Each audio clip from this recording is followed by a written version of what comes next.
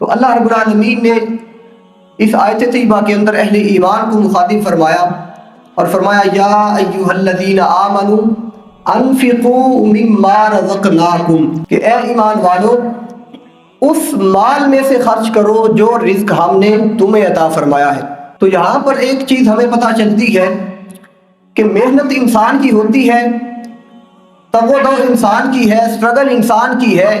پسینہ انسان بہاتا ہے،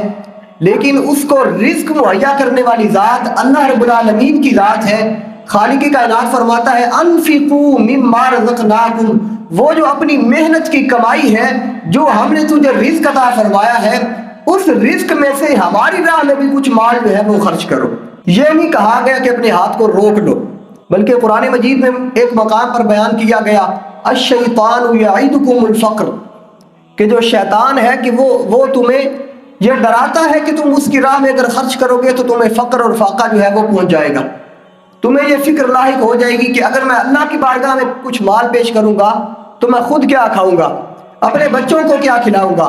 اپنے پیٹ کے اندر کیا جو ہے وہ ڈالوں گا۔ تو اللہ رب العالمین نے فرمایا یہ تمام باتیں جو انسان کے ذہن کے اندر وسوسہ بن کر نازل ہوتی ہیں، فرمایا یہ شیطان کی چال ہوتی ہے کہ وہ تمہیں ڈراتا ہے، وہ تمہیں اللہ کی راہ میں مال خرچ کرنے سے روکتا ہے، اور جو شخص بھی شیطان کے اس نقش قدم پر چلتا ہے وہ اسی کا یعنی کہ سمجھنے کے پیروکار ہے کہ اللہ رب العالمین تو حکم دے رہا ہے کہ میری راہ میں اپنا مال خرچ کرو جو تمہیں میں نے عطا فرمایا ہے، لیکن اگر کوئی نہیں کرتا، اس کے پاس استطاعت بھی ہے، وہ صاحب نصاب بھی ہے، اس کے باوجود اگر وہ میری راہ میں کچھ مال خرچ نہیں کر رہا تو وہ شیطان کے نقش قدم پر چل رہا ہے۔ تو خالق کی کائنات نے فرمایا انفقوا مما رزقناکم، کہ جو مال ہم نے تمہیں عطا فرمایا ہے اس میں سے خرچ کرو۔ کب خرچ کرو؟ یہ خالق کی کائنات نے بیان فرمایا، بڑا ہی خوبصورت ایک نصیحت آموز بات جو ہے وہ بیان فرمائی، فرمایا من قبل ان یاتی یوم، اس دن سے پہلے مال خرچ کرو ہمارے دیے ہوئے مال سے، لا بیع فیہ ولا خلۃ ولا شفاعہ، فرمایا جس دن نہ تو کوئی خرید و فروخت ہوگی، نہ کوئی دوستی کام آئے گی، اور نہ ہی کسی کی شفاعت جو ہے وہ کام آئے گی۔ خالق کائنات نے اس مقام پر تین چیزیں بیان فرمائی ہیں۔ ایک چیز یہ بیان فرمائی کہ قیامت کے دن سے پہلے یا اپنی موت سے پہلے اپنے رب کی بارگاہ میں جو ہے وہ مال خرچ کر لو، اور یہ بھی بات ہمیں یاد رکھنی چاہیے کہ وہ مال جو انسان خود اللہ کی راہ میں اپنی زندگی کے اندر قربان کرتا ہے، چاہے ایک روپیہ ہی کیوں نہ ہو، اس کے اس دنیا سے جانے کے بعد جو اس کے ورثاء اس کی طرف سے مال قربان کرتے ہیں، چاہے وہ 1,00,000 یا جتنے بھی درہم و دنانیر ہو، اس کی زندگی کے اندر ایک درہم خرچ کیا گیا زیادہ فوقیت رکھتا ہے، اس لیے کہ اس نے خود اپنے مال سے اللہ کی راہ میں جو ہے وہ پیش کیا۔ تو خالق کی کائنات نے فرمایا اس دن سے پہلے جس دن لا بیع فیہ، نہ کوئی خرید و فروخت ہوگی، ولا خلہ، نہ اس دن کوئی جو دوستی ہے وہ کام آئے گی، اور دوستی وہ جو دنیاوی اعتبار سے ہوگی، جس کا مقصد صرف دنیا کے اعتبار سے کوئی لالچ ہوگا، کوئی طمع ہوگا، ایسی دوستی قیامت کے دن بالکل بھی کام نہیں آئے گی۔ جبکہ وہ دوستی جو اللہ رب العالمین کی رضا کے لیے کی گئی ہو، جس کا مقصد دنیاوی جو ہے وہ کوئی بھی مقصد نہ ہو،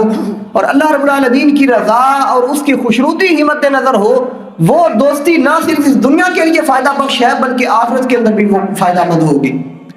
اس کا ذکر بھی خالق کی کائنات نے قرآن مجید میں ایک مقام پر فرمایا الاخلاء یومئذ بعضهم لبعض عدو، کہ وہ افراد جن کی دوستی دنیا کے اندر دنیاوی مقاصد کے اعتبار کے لیے ہوگی، وہ گہرے خلیل دوست قیامت کے دن اللہ رب العالمین فرمائے ایک دوسرے کے دشمن ہوں گے۔ جو دنیا کے اندر دنیاوی اعتبار سے ایک دوسرے کے ساتھ جب دوستی رکھتے ہوں گے تو ان کا دنیا کے اندر گزارا نہیں ہوتا ہوگا، ایک دوسرے کی مجلس اختیار کرتے ہوں گے، ایک دوسرے کے ساتھ جدا ہونا ان کو برداشت وہ نہیں کریں گے، لیکن خالق کائنات نے فرمایا وہی دوست جو دنیا کے اندر ایک دوسرے سے جدا ہونا گوارا نہ کریں گے، جب قیامت کا دن ہوگا تو وہی دوست ایک دوسرے کے دشمن ہوں گے۔ لیکن فرمایا الا المتقین، جن کی دوستی تقوی کی بنیاد پر ہوگی، اللہ رب العالمین کی رضا کی بنیاد پر ہوگی، قیامت کے دن وہ دشمن نہیں ہوگے بلکہ اللہ رب العالمین قیامت کے دن بھی ان کی دوستی کو قائم اور دائم رکھے گا۔ وہ دوستیاں قیامت کے دن بھی کام آئے گی۔ اور اسی طرف حضور سرور عالم صلی اللہ علیہ وآلہ وسلم نے اشارہ کرتے ہوئے ارشاد فرمایا کہ جو شخص دنیا کے اندر کسی کے ساتھ اللہ کی رضا کے لیے محبت کرتا ہے، کوئی دنیاوی مقصد نہیں ہوتا، فرمایا جب قیامت کا دن ہوگا اگر دنیا کے اندر ان کی ملاقات نہیں بھی ہوئی، فرمایا واحد فی المشرق وآخر فی المغرب، ایک مشرق کے اندر رہتا ہے دوسرا مغرب کے اندر بستا ہوگا، یعنی کہ ان کے اندر فاصلہ اتنا ہو کہ محبت تو اللہ کی رضا کے لیے ہو لیکن ایک دوسرے سے ملاقات ممکن نہ ہوئی ہو۔ حضور علیہ السلام نے فرمایا جب قیامت کا دن ہوگا اللہ رب العالمین ان دونوں بندوں کو جمع کرے گا اور فرمائے گا یہی وہ شخص ہے کہ جس سے تو دنیا کے لیے میری رضا کے لیے محبت کرتا تھا، وہاں پر تیری ملاقات نہیں ہوئی، یہاں پر میں تم دونوں کو اکٹھا کر رہا ہوں، یہاں پر اپنے ایک دوسرے سے محبت کرو۔ تو دنیا کے اندر رہ کر جب اللہ کی رضا کے لیے کسی سے محبت کی جائے گی تو وہ نہ صرف دنیا کے لیے فائدہ بخش ہوگی بلکہ آخرت کے اندر بھی فائدہ مند ہوگی۔ تو نبی کریم صلی اللہ علیہ وآلہ وسلم نے اس حوالے سے ہماری بڑی وہ رہنمائی فرمائی ہے۔ اس لیے جب بھی کسی کو دوست بنایا جائے دنیاوی مقاصد مد نظر نہیں رکھنے چاہیے بلکہ اخروی مقاصد اور اللہ کی رضا وہ اپنے مد نظر ہونی چاہیے۔ تو حضور سرور عالم صلی اللہ علیہ وسلم کی بھی یہی تعلیمات ہے، اور آپ علیہ السلام کے ساتھ جو صحابہ کرام کی محبت تھی، جو انس تھا، جو مودت تھی، وہ اللہ رب العالمین کی رضا کے لیے ہی تھا۔ اسی لیے نبی کریم صلی اللہ علیہ وآلہ وسلم کی بارگاہ میں ایک صحابی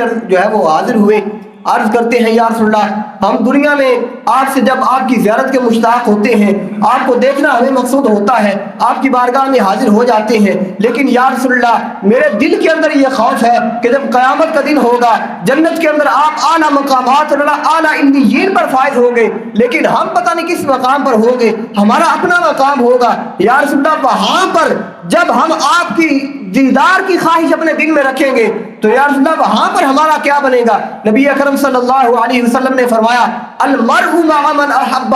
دنیا کے اندر جو جس کے ساتھ محبت رکھے گا قیامت کے دن اسی کے ساتھ وہ اٹھایا جائے گا۔ المرء مع من احب، فرمایا دنیا کے اندر جو جس سے محبت کرتا ہے قیامت کے دن وہ اسی کے ساتھ ہوگا۔ تو حضرت انس بن مالک رضی اللہ تعالیٰ عنہ آپ فرماتے ہیں کہ صحابہ کرام حضور کی کسی بات پر اور اتنا زیادہ خوش نہیں ہوئے جتنا زیادہ حضور کے اس فرمان پر زیادہ خوش ہوئے تھے کہ دنیا کے اندر بھی ہمیں حضور کی رفاقت اور حضور کی صحبت میسر آئی ہے، ہم حضور سے ہر چیز سے بڑھ کر محبت کرتے ہیں، لیکن یہ سعادت ہمیں قیامت کے دن جنت کے اندر بھی نصیب ہوگی۔ یہ حضور کا فرمان نشان ہے المرء مع من احب۔ اس لیے اللہ کے اولیاء سے محبت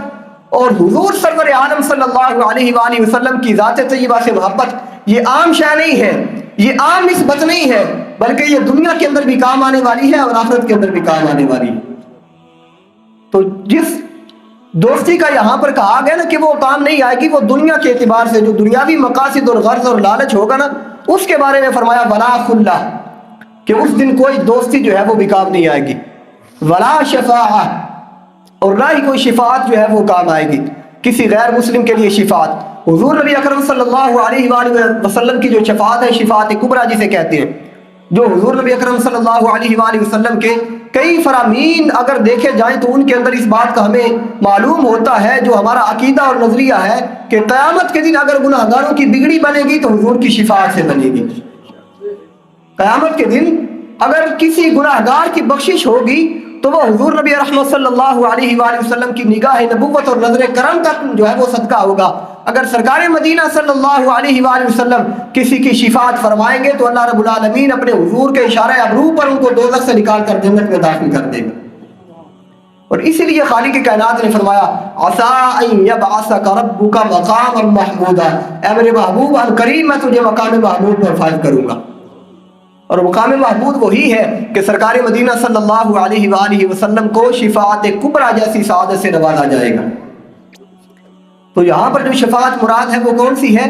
جو غیر مسلم ہے ان کے لیے۔ تو اللہ رب العالمین اہل ایمان کو مخاطب کر رہا ہے کہ اے میرے ماننے والوں، اے میرے بندوں، اس دن سے پہلے میری بارگاہ میں میرے دیے ہوئے مال سے وہ خرچ کر لو جس دن کوئی کسی کے دوستی، کوئی سمجھ لے کہ شفاعت یا کوئی بھی مال وہ کام نہیں آئے گا۔